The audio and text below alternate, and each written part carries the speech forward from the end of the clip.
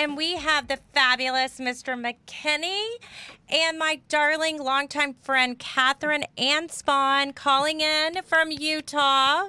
Calling in from a really beautiful place where people are all moving here, and it's just very exciting. I'm at the Ingalls and Volker Mark Sletton office with John M. Walker, and things are happening here. It's beautiful, and people are moving west.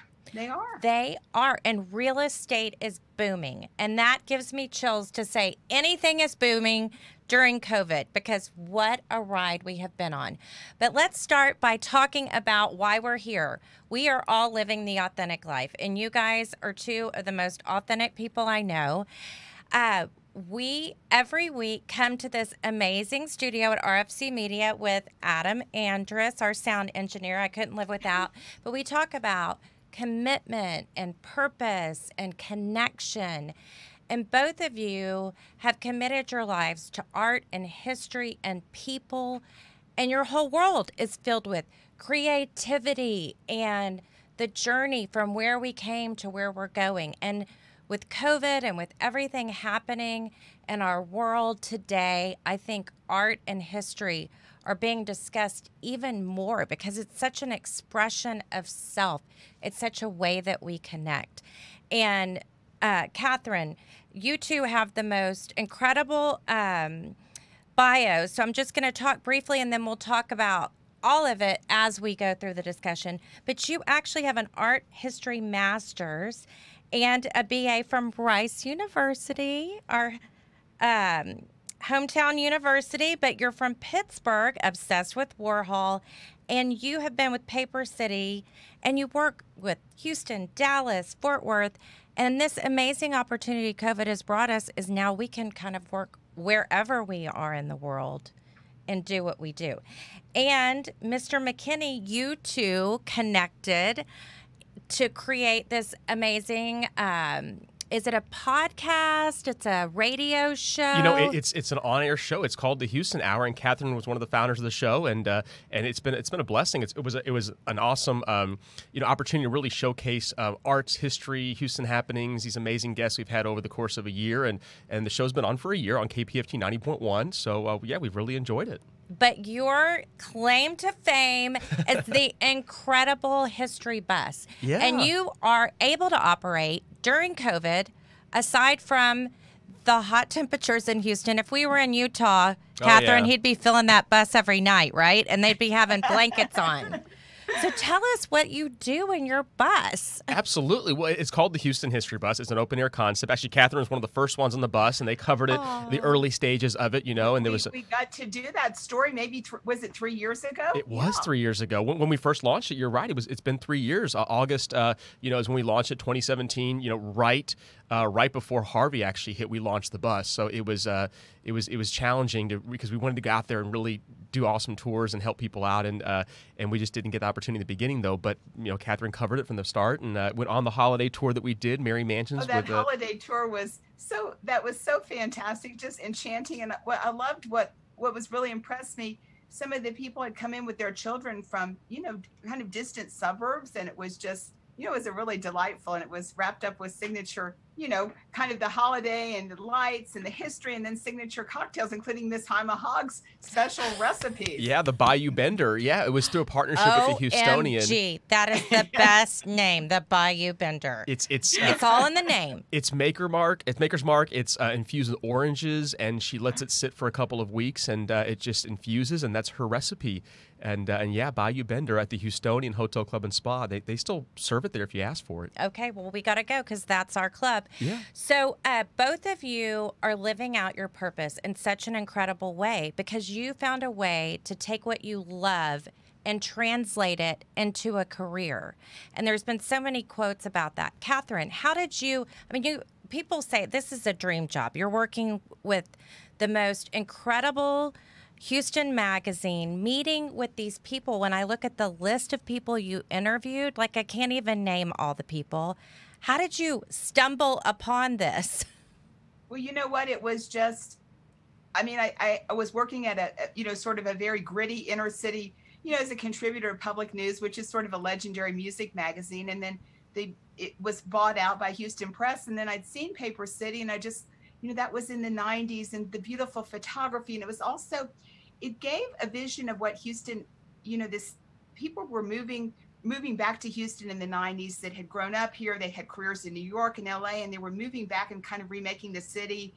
There was the Hog Palace Lofts down to all these things were going on. And, so I called Holly Moore and I made an appointment, and Holly's just great. And she said, well, let's give this a try. And, we just began, and that was 1998. And I was a contributor for several years. I worked in the New York market in a sales job. So I would cover the arts from Houston, come home, and and then all of a sudden the magazine was expanding tremendously in 2004. So Jim Castleman, we'd worked on a project with the Hobby Center when it first opened. And he said, well, would you like to, he called me up one afternoon, and I had my own PR company for a year temporarily. And I was just kind of over it. And he said, we want you to come on board full time. And I was just like, yes. And my whole world changed. And Holly is Holly Moore and Jim Castleman. It's just such a great, and we work with amazing people, and everyone's really excited about what they do. And the magazine has really, I think my dad used to say a great newspaper leads a town. Well, I feel like Paper City's a reflection of Houston, the diversity, and Dallas, and really where we are as these great places in Texas and the community. And I remember covering you, Donay, and Rob. Yes. And, you were the first to cover us, and it in essence put us on the map. And that's what you said that really touched me too. The way that it gives me chills. Your ability to connect people is exceptional. It's such a blessing to so many. And you do it with such kindness in your heart and such excitement. I mean, for lack of a better word, that's why I kept texting you guys. I'm like, I'm so excited. I'm like, I know there should be a more interesting word than excited, but your energy level, both of you, and that is incredible that you can do that with your position. You're such high energy. And I remember seeing you again. We had this great conversation at the Seraphim House. I think it was a New Orleans auction galleries event. And we hadn't really visited in a while. And we were talking, we want you to come on. And you were so kind and had Susan Plum and myself on. And now we're like, when you texted, it was like, yes. We got back to you like each of us in 12 seconds. Mr. McKinney is always first. I was 2 seconds behind. Well, and so Mr. McKinney, you're a historian, but you find a way to make it so interesting. And I was telling you, our daughter Bella, Catherine, she's in 8th grade now, 13 years old, which is crazy, right? Because I felt like you met her when she was a baby. But her favorite 2 classes are math and history. And I think it's incredible that we can look at that and enjoy the journey. But tell us about how you try to translate that to kids. Absolutely. We try to make history fun because not everybody is enthusiastic as I am or as your daughter is or as you are about Houston history specifically. And that's what I only focus on is Houston history. I mean, I've got a knowledge of Texas history, of course, but I'd really like to hone it down to Houston, from 1824, the Harrisburg days all the way to present day. So we'll focus on that and with the variety of tours that we offer on board the bus. And what most people don't realize is we actually offer the tours free of charge to the public. We're a nonprofit organization, so we rely on grants, individuals that contribute generously, and there's no shortage of that here in Houston. We've always seen that over the years, of course, and it's very low cost to operate the bus, and that was the choice, was to offer this as a public service. And we do a variety of tours. Now you can rent the bus out privately, of course, for whatever you want to do, and that's certainly encouraged because that helps to further the free tours we offer the public. But we do a downtown tour that we do during August when it's Houston's birthday in the evening. We do. I serve on the board of Miller Outdoor Theater, so we do a really fun Herman Park Museum District, Texas Medical Center tour that we offer when you make a donation to Miller during their campaign season. So yeah, just a bunch of fun ways. Haunted Houston, River Oaks Christmas Light Tour, partnerships with Houstonian that Catherine mentioned earlier that we went on. That was a fun way. They reached out to us about doing something with that, and that's what we do. We just make it fun and different and unique. And I speak at a lot of events, pre-COVID, 9 retirement homes on a monthly basis. I would go into the spaces and talk to them, and those were paid gigs, and that was a lot of fun to be able to really just share Houston history, but also learn from these amazing Houstonians. What Catherine also mentioned too, people coming back to Houston in the 90s. What's interesting about Houston is it's the kind of city that you want to come back to. I know people from all over the nation that they kind of roll their eyes when they mention their hometown, or they're like, I'm not going to go back to that place, you know. And it's like, well, why not? But Houston, people can't wait to get back to Houston. You go away to have new experiences and to learn, whether it's through college or whether it's through, you know, the arts, and then you get to come back here and recontribute to the city. And that's what I think makes Houston so wonderful, is that people embrace this city in a way they can't wait to come back and help. And cost of living is low here, and it's the biggest small town that we have, and I think people love that. And you mentioned Harvey earlier, and I think that was the greatest testament to us coming together as a city. And also recently, the way that we managed and honored the life of George Floyd, and did it in such a peaceful way, with so many different diverse parts of our community coming together to do it. And I think that's what makes us different than other really big cities, is people can look at, going back to connection, people can say, you're different than me, but we respect each other for the place where you are. And I think that history helps us to do that. There's a lot of discussion about art or statues maybe not representing things in the right way. But not from a political aspect, from a historian aspect. Can you Yeah, we just celebrated a milestone, for example. Houston just celebrated its 184th birthday this Sunday. August 30th, 1836, Houston was founded as an actual town, and Allen Brothers advertised that. So that milestone date, we kind of looked at that date to reflect on where we've been the last 184 years. And what's interesting is Houston has always been a diverse city. It has always been a third of a different population. So it's never really been, I mean, and when I say that, you know, we look at, it's very interesting. But you got to think about that. Houston has always been this real estate experiment where we don't really care, you know, who you are and where you're from, as long as you want to come here and contribute. Then you're welcome here. And that's the most important thing about Houston. It's very much a can-do city. You know, there's other cities, and I'm not going to mention Dallas, but, you know, they care who your family is in some cases, right? We don't care who your daddy is here in Houston or how much money you have. As long as you're willing to work hard and contribute, then you're welcomed here. And that's what makes the Houston story such a success. It's interesting. One of my friends who's from an old Texas ranching family is an artist, Nancy O'Connor. She said Houston's a real maverick city.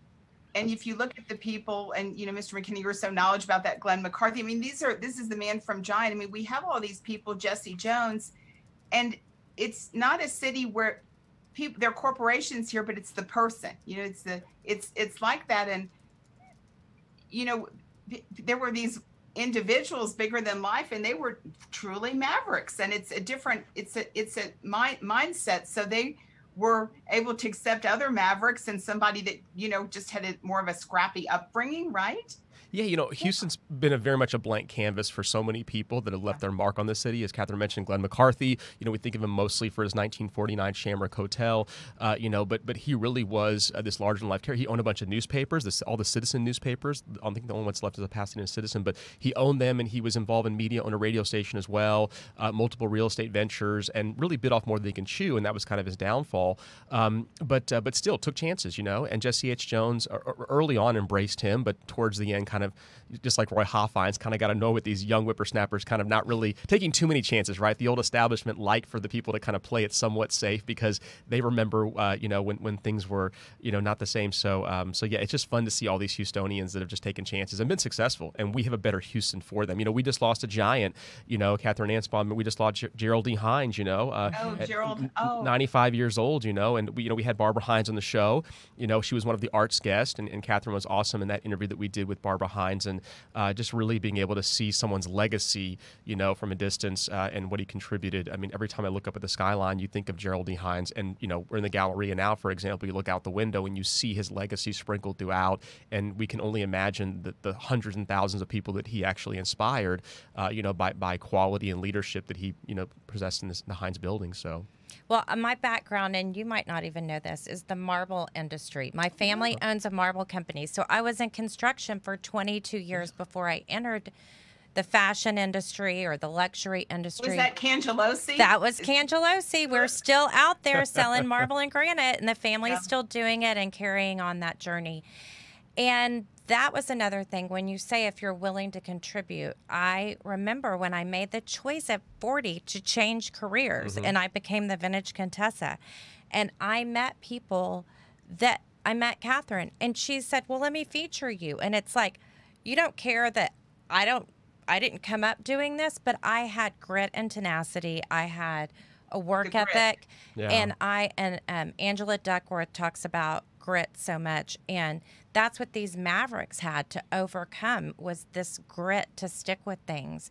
And I think that with oil, I mean, to be in the oil and gas industry, we all have to be gritty. And then we have so incredible the medical industry here. I mean, what we're experiencing with the Texas Medical Center.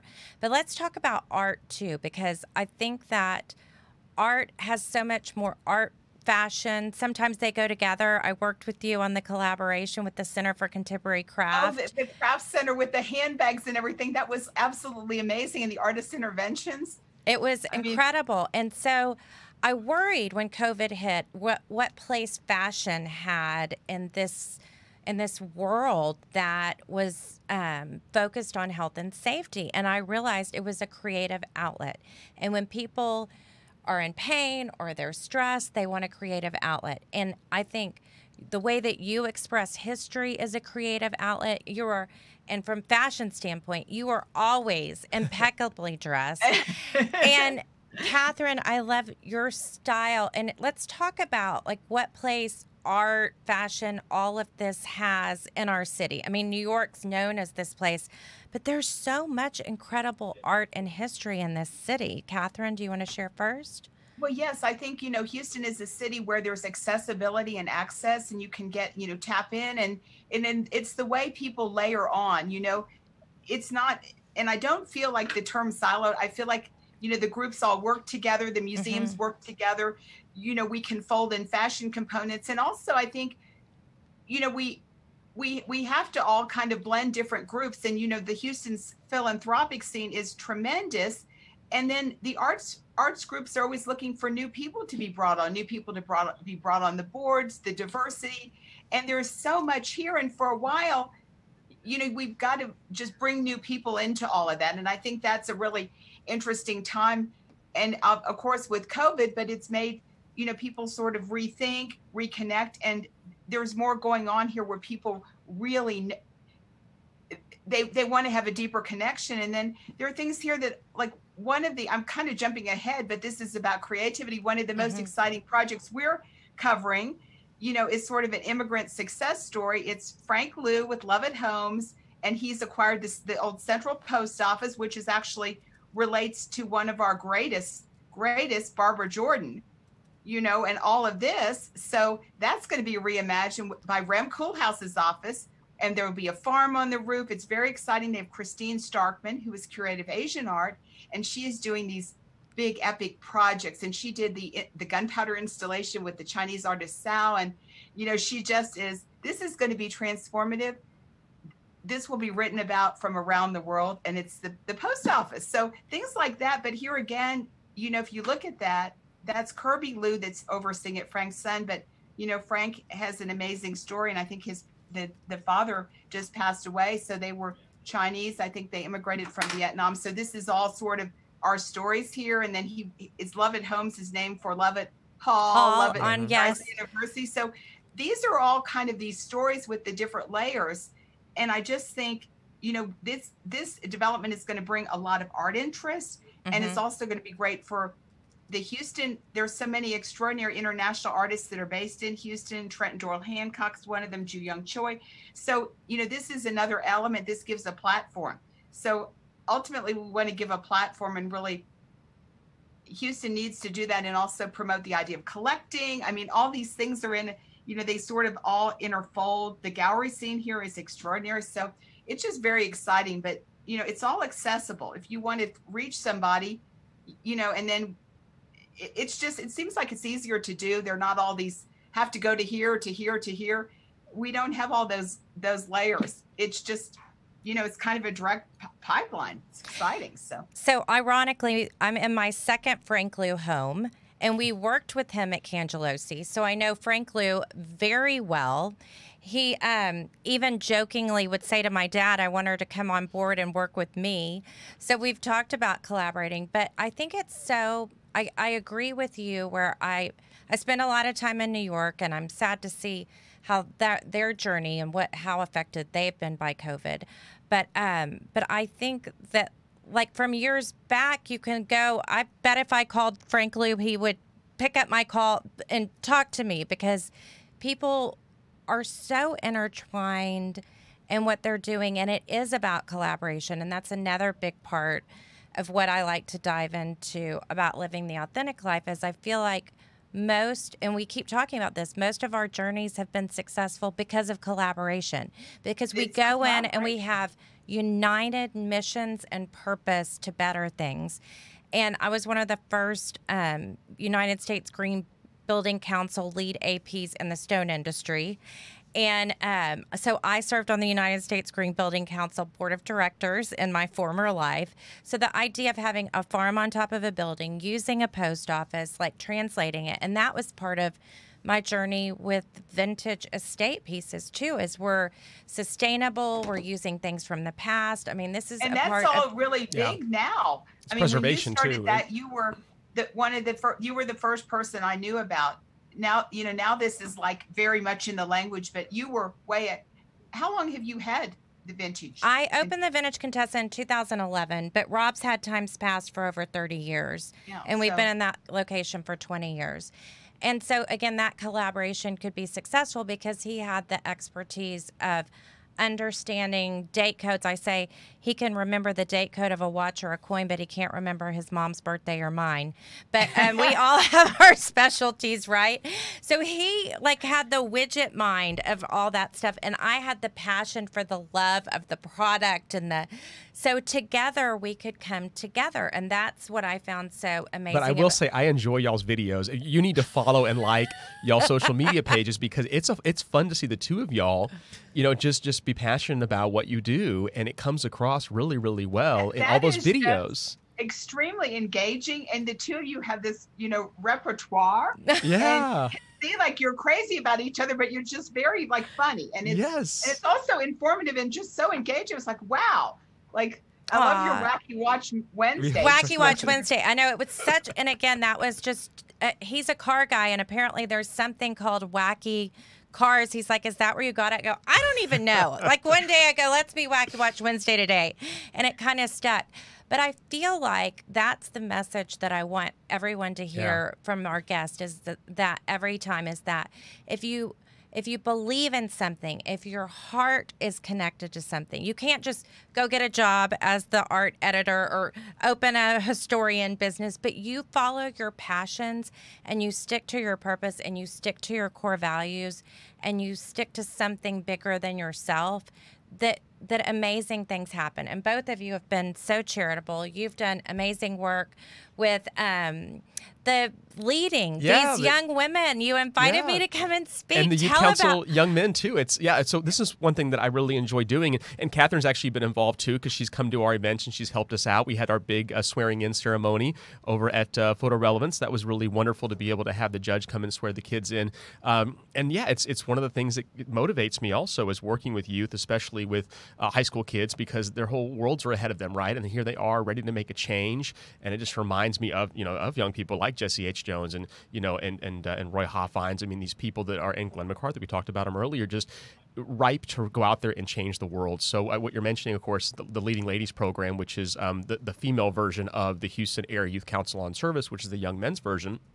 We separate them for obvious reasons. We want them to focus on their individual passions. And we started Youth Council on Service in 2002. And then in 2012, we started Leading Ladies. And that's the one that we had the Vintage Contessa come speak to the girls and really motivate them about what you do. It's just been great. It's been really great to be able to connect with them. And I still keep in touch. Isaac Sarabia, who's worked on the Houston Hours show with us, our buddy Isaac. Yeah, he was a former president of the Youth Council. Aww. So, a lot of these kids, as they graduate from college and they come back and they want to look for opportunities and just someone to help them, guide them. I've been honored to have them call upon me to help with that process. And then they help us out because, we're able to have them help with the shows that we do and just message out there. A lot of things I do on the bus. When I go into HISD public schools and talk about Houston history with kids, I typically have somebody videotape it or photograph it or help, with that process. And those young men and ladies that have been able to help out. Sometimes they're alumni of the schools that we go into, which is even better. So yeah, it's been a thrill. Are you still allowing people to join? Are you doing Yeah, Zoom meetings? good Is it question. an open opportunity if moms and dads If are you're- listening? Yeah, if you're out there listening, it's only open to high school sophomores, juniors, and seniors. The sophomore leadership program kicks off every September and then goes until November. The applications are available for anybody listening out there. High school, again, sophomore, junior, senior. You can go to llinfo.org is where you can application for Leading Ladies, llinfo.org. And then for the young men, it's Youth Council, so it's ycinfo.org. So really easy to remember, couple of letters, ycinfo.org or llinfo.org, and the applications are there to fill out. You can click what you're passionate about. There's different opportunities. We're looking at how we're going to redo things during COVID, but the way the young people are very excited to be able to do things remotely, we can figure out a way. So we'll be kicking off. We're letting school start right now, get a little bit settled in, see how all that process works out, and then a lot of what we do too is community service projects, and typically they're things that are outdoors. So we'll still be doing some hands-on service opportunities that are distance out, like we do a cemetery cleanup project, for example, and then we'll do things that people will reach out to us, planting trees and things like that. So when those folks call upon a volunteer body, well, that's when the Youth Council and Leading Ladies are able to support them, and those are going to be things that we'll look at still doing that are somewhat distance and outdoors. So. Well, it's interesting. There's so many cliches about in giving we receive, but I do really believe that kids today are struggling with self-worth or with so much out there on social media, and how do they look and how does that appear to people? And when you take them out of that element and you put them in a place that they can help the community and they can make a difference and they can learn about the history or the journey and they could see that they can make an impact, or if just you as one person cares about them, it changes our community. And I think that's the most compelling way that we can all come together, is how we look at the youth. And that's been my greatest concern that I share with people about COVID, is this journey that they're not together in school. And so much of school isn't just about the books, it's about the relationships and working it through. So I think that if you have a teenager that's struggling with emotional, and there's so much despair out there and frustration, that by giving, there's sometimes oddly a huge boost to their self-feeling. And what's great about the program with these youth also, it's citywide. So we have 16 different high schools, 180 students from all over the city of Houston, both public and private schools. So you can go to any school in our region, and public and private schools. So we have a mixture of kids that now, they're not forced to work together, but by default they end up working together and they get to know each other. So it's really interesting to have people from different backgrounds come together for a common focus and a common cause. Like we wrap over 5,000 toys every single year. Actually, that toy drive. Catherine. That was probably the most moving thing last year. And, these toys are, remind me the name of the school we went to, Mr. McKinney. The Farias Early Child Development Center, HISD, has 5 of these, and Catherine joined us to hand out 5,000 toys. I mean, it was a big deal. We went around to these schools and handed out toys, and it was such a pleasure to share what I do beyond the history stuff to folks, friends like Catherine, for example. And I mean, you said it best. She seemed to be very moved by that. And everything was, wrapped, and whether it was different types of toys, and the children were so excited there because this gets them, ready to go to elementary school, and the teachers, the principals, and the energy, and and you never know those kids, what they're going to end up doing. I mean, they could be somebody that transforms the world, serves in government, but the energy. And I felt like crying. It was like, oh my gosh, the Santas, and, they were so, and then we got the notes. Yeah. So the notes, we had those up, so we want to get the magazine more involved this coming year. Yeah. Absolutely. Well, I definitely want to be involved. We're part of, Bella and I do National Charity League. And again, because of COVID, you're not able to get out there, but while she's watching her videos or whatever, is making cards for kids to inspire them. So there's a backpack journey, and there's just so many things that and it's also interesting to see where your children write when you say what's inspiring, and that sometimes brings me to tears. I'm like, oh, well, I must be doing a good job, because unfortunately the beautiful book your name's in there. your book you and Bella did, I mean, that's just so, about the little girl that was sick, and it's such a, it's a heart book, it really is.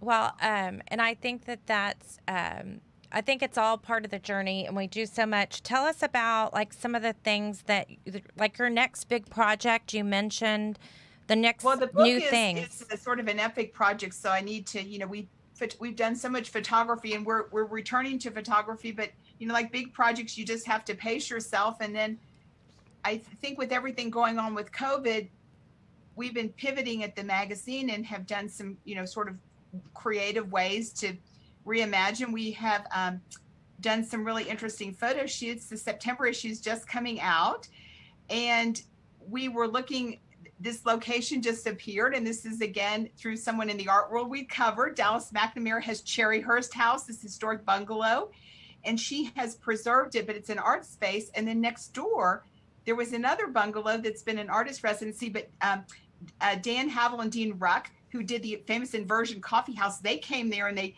kind of cut into the bungalow and reimagined it, which is amazing. And now there's another artist there that's painted onto that, Todd Bailey. So we needed to shoot in Houston, and we got a Dallas crew down here. We were without a location, and Michelle, our art director, said, okay, who can we call? So we called Dallas McNamara. She was in Florida. We reached her. She said yes. And this just all happened. And this was literally 2 days before the photo shoot. And Michelle's like, the crew's coming down. What are we going to do? And this is very exciting. So this is appearing in the September issue. And that's just such a great, it's just a really amazing part of the city, and Dallas, and the artists, and Barbara Levine and Paige Ramey, who were sort of the founding artists there. And their vernacular collection of vintage photography is headed to the MFAH. So they're just really interesting power women. So this came together. And then the other part of the photo shoot, it's coming out, I guess, in October issue, is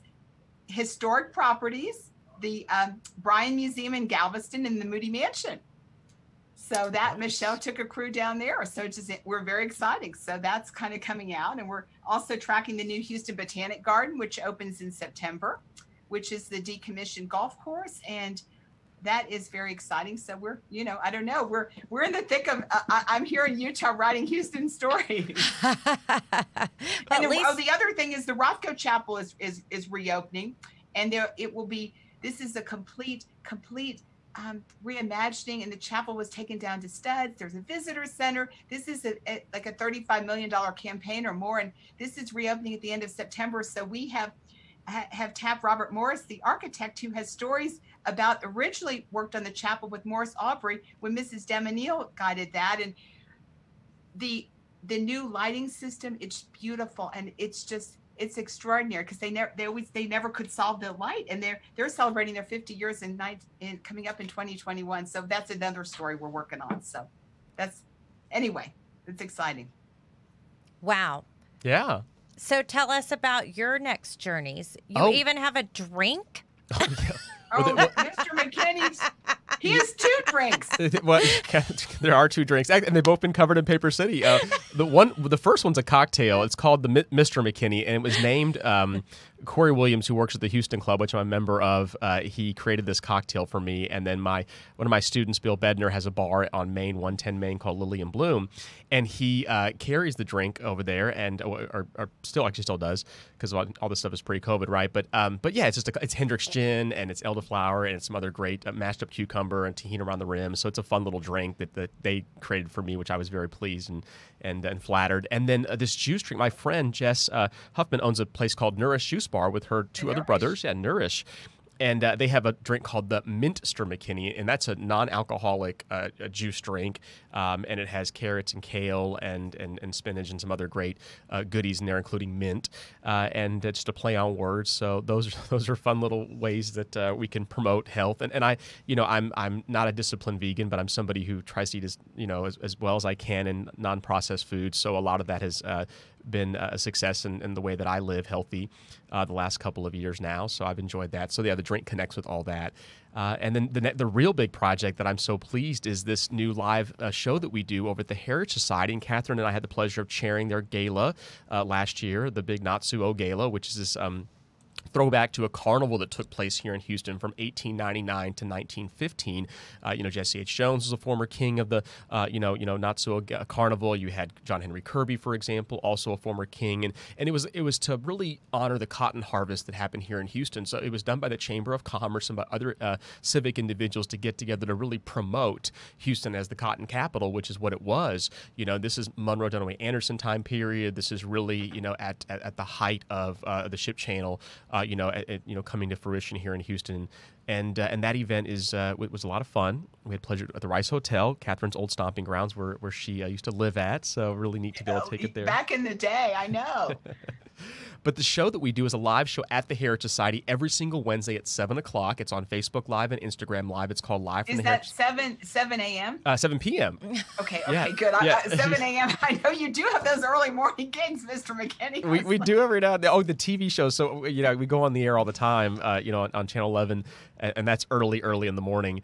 But this one's fun because it's in the evening, and we really partner up with local historians. And it goes back to that collaboration question or comment you made earlier. It's so critical to promote and work together and collaborate with folks, and we do a lot of that. At least I do with the Houston History Bus. We'll have folks come on board the bus and let them do a tour, of what they're passionate about, because these individuals that focus on specific areas of Houston, whether it's a specific architect and their body of work, or whether it's a specific neighborhood in Houston, they have studied and researched that part of Houston far more than I have. And what better way to have them on the bus teaching about that particular area? And I'll typically offer comments. A good collaboration I can mention is one we did with Gonzo 247, the mural artist, and we had Gonzo on board the bus, and we do this all the time, pre-COVID, and we'll probably do it again, in October when the weather gets nicer, and it's always upon request, where the two of us will go on board the bus. Bus holds 20 people. It's open air, so the top is cut off. Obviously, the best way to see these murals. So Gonzo will talk about the mural on the building, and I'll talk about the history of the building the mural's on. So cool. Yeah, and the history of the neighborhood. So it really is this two-for package where the two of us are out there really educating you about art and history in one hour setting. So it really is fun. So again, collaborations are critical. Always been a big fan of them. I think it's important. I do preface all of my lectures and tours by saying that, I don't know everything about Houston history. Nobody does. Any historian out there that claims to know everything is lying, because no one was here 184 years ago, right? We're constantly learning from other people, and interviewing and researching with people that have come before me is critical, and I honor them for what they've done. But that show that we do every single Wednesday at 7 o'clock, for example, we have got guests coming up. Our next guest is going to be a gentleman named George Slaughter, who wrote the book on Spring Branch history. So if you want to learn about Spring Branch history in the villages, he's going to talk about that through his book that he wrote back in 2011. And that's going to be on, once again, Wednesday at 7 o'clock, next Wednesday, September 9th. And then we have October 21st, we have Robert Sakowicz is coming on the show, the Merchant Prince. So he'll be talking about his experience growing up in Houston and what that was like. So these are fun conversations. They last an hour long. What is the name of your program? It's very simple. It's just called Live from the Heritage Society with Mr. McKinney. We made it so simple as possible, but it's brand new, and we've had some great guests on so far. We've got all the way until November 18th, and we stop November 18th, and then we go on, we kick back up in January, so that'll be our second season, and it's done really well. We've had lots of engagements on Facebook, because you can actually chime in. So as we're interviewing Robert Sakowicz, Bob, you can say, hey, so-and-so, and ask questions, and I'm with the computer, the screen's coming up live.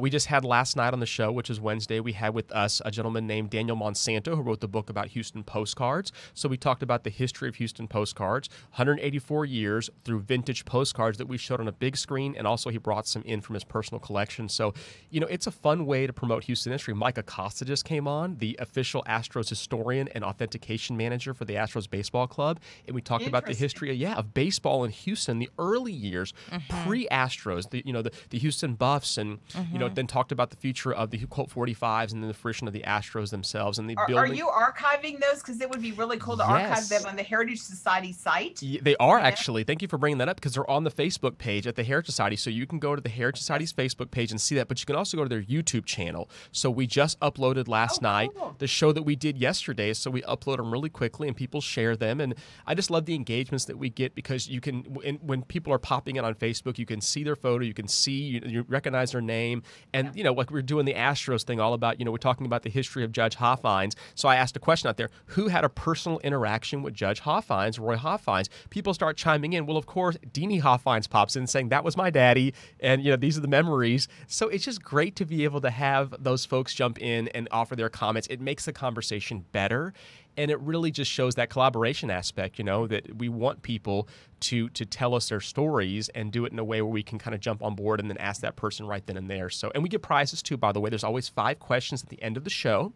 So true to any educator, I want to make sure people attain the information, that you gained it, you have it in your knowledge, and you learn from the experience. So we do offer prizes. So typically that's a lot of fun. 5 questions, and they're super easy. And you had to have watched the entire live show to be able to get the questions right, because they're really all about that. So yeah, it's fun. Well, I was sharing with you before we picked up Catherine live, and we had an amazing experience at my daughter's school.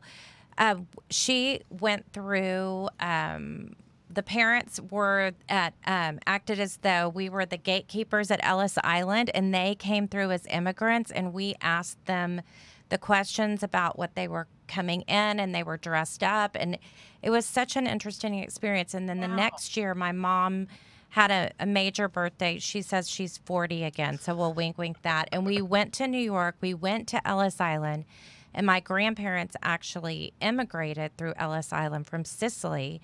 And I was sharing with you, last year was my dad's 80th, and we were able to go back to Sicily. And when they got married, they didn't even sign their names. They just put an X, and we presume that was because they couldn't read or write. And they traveled on a cattle boat for months to arrive here. And we were able to walk the same stairs. So if you can imagine, my dad said my grandmother would talk about the smell of the manure and how sick people were on this boat without a doctor. And they arrive and they have their sea legs, and they have to walk up the steps to go upstairs and see if they were even able to do it. And it gave me this incredible mindset of how we all need to really talk to our families about the history of our family, the journeys that we went through to become Americans, what we lived, what I mean, when you talk about the cotton, I don't think of there being in cotton in Houston, but I know when I drive to Rockport, Texas, and it's that time of year, and there's cotton on the ground, and I'm listening to country music, old country, and I just get nostalgic, and I'm like, God, we're so blessed to live in this great state and in this country. And with so much divisiveness, I think there's still so much to celebrate. And I love that you're finding a way to do it through history. And Catherine, I love that you're finding a way to do it through art. I mean, there's so much art in Italy. There's so much art in Texas. It tells a story of the journeys we've been through. And it's the whole thing. And then people get so excited about it. And it's transformative. And I think that's why. And then I also think some of these new green spaces, people want to, this is a new world. And I think everything that we're all interested in is going to be part of this new world, because it brings people together, and it's creative, as you said, and then nature will be interfolded in history, and history is the layers. We need our layers here, so it's just, and I think we're lucky to be here because we can communicate and we can connect with people. There's nobody we cannot connect with, right? I mean, I'm looking at you both, and we're doing it now. So it's very it's an opportunity for a new world, and to be, as you say, Donae, very positive. It's positive energy. We've always been able to come together in Houston, and Houston's never been a real politicized place. People don't get into those discussions. They're diverse, and I remember years ago, like Mayor White always brought everyone together, and I think Mayor Turner has been such a great leader, and incredible, said, yes. With the George Floyd, I mean, I think people understood there's a real heart here, and people feel that they are part of a big community, and the community is large, and you feel this, and there's such a sense of, we want to bring the community together, and we want to honor, and we have to, this is Houston, and this is, this is who we are. It's like, we have to know who we are. And I feel that here we know who we are. And I think Mayor Turner has been able to tap into that, and I feel that he was on our show, our first guest, Gonzo and the mayor.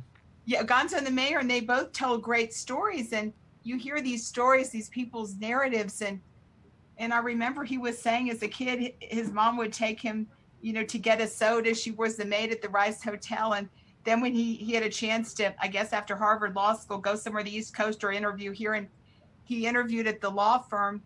It was in the building where he had the soda as a kid. And he's like, okay, that's where I'm going to go. And he was the part. So it's just so moving. You hear that story.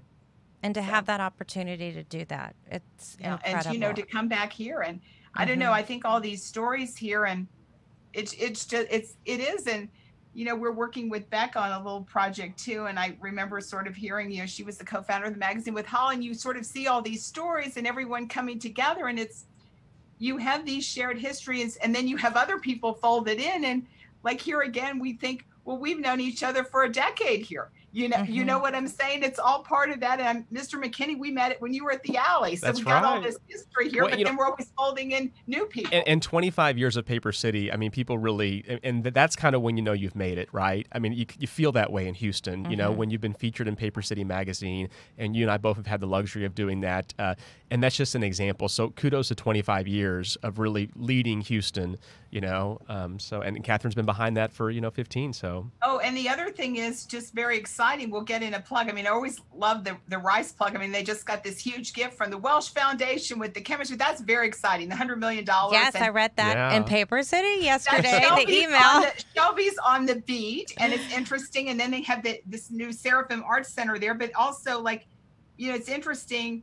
We're very proud of the University of Houston. I feel good about, and they are going to be the keepers of the Paper City archive. So I think very strongly influenced by Mr. McKinney. And we've done a big arts initiative for the U of H Public Art, which is 50 years old.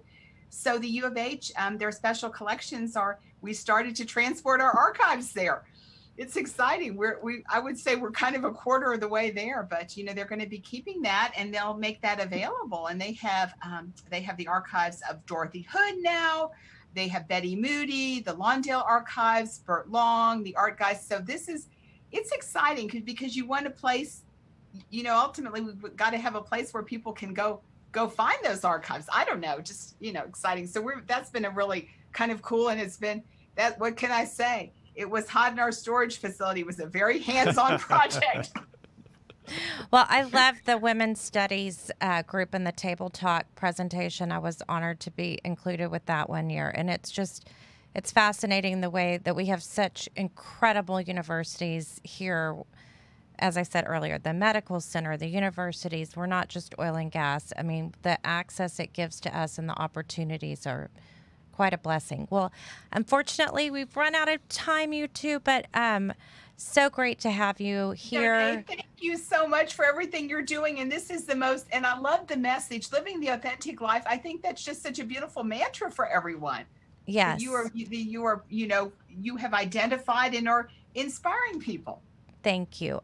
It's something that we all struggle with daily is our journey and how to choose to be positive. I'm certainly meditating and praying and doing all that, but hearing stories of friends like you guys really inspires us all. So I hope people were as inspired as I was, and we will be coming to you next week on Thursday at 10 o'clock.